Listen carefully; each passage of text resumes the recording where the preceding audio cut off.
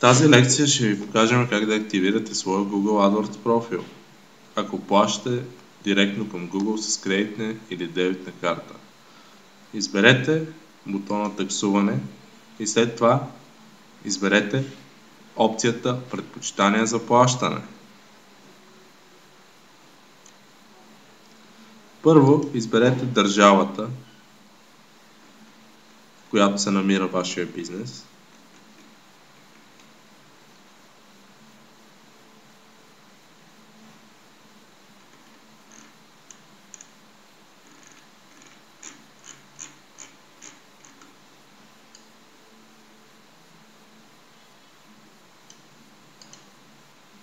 И след това натиснете напред. Има две опции за плащане.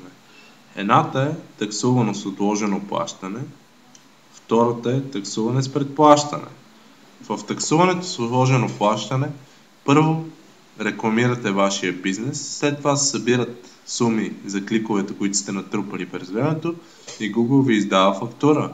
Втория вариант с предплащането е решавате какъв е вашия месечен бюджет и внасяте сумата към Google предварително. След това Google плаща от тази сума и вие имате салдо по вашата сметка. Като сте готови с решението си, изберете варианта. Забележете, че за момента за България Google предлага плащане само с MasterCard или Visa. Или дебитни карти с MasterCard или Visa на тях. Аз ще избера кредитна карта, таксуване с предплащане. Натиснете напред.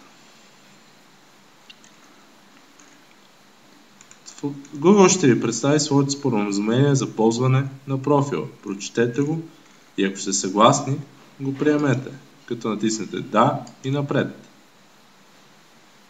Сега ще имате опция да попълните вашите детайли за плащане. Изберете типа карта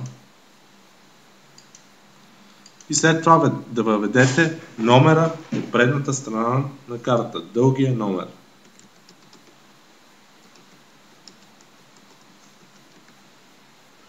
След това въведете трицифрения код, който се намира отзад на вашата карта. Това е кода, който е отделен на полето за подписи. Името на картата трябва да бъде въведено точно както е написано. Ако пише А. Николов, въведете А. Николов, а не цялото име. След това въведете датата на валидност, до коя година е валидна вашата карта.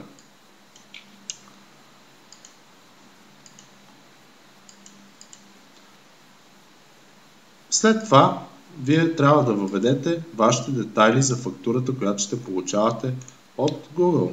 Въведете името на фирмата и мола. В първото поле име въведете мола на фирмата. Във второто въведете името на фирмата, съкращението. В третото въведете адреса на регистрация.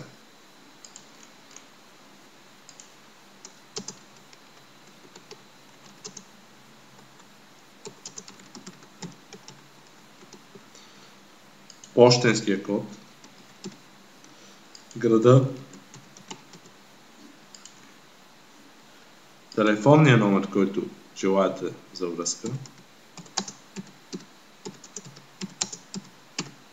и след това изберете как да се плаща фактурата. Служебният и разплащателен адрес е един и същ. Ако искате да введете различен адрес, отбележете втората опция, ще ви се появи поле. В нашия случай той е един и същ. След това трябва да въведете вашите ДДС данни за фактурата. Това може да направите, като изберете държавата от полето с опции. Изберете вашата държава и въведете вашия БУЛСТАТ. Също така трябва да добавите и вашия имейл за контакт. Когато сте готови с това, натиснете Запази и активирай. С това вашата кампания ще се активира.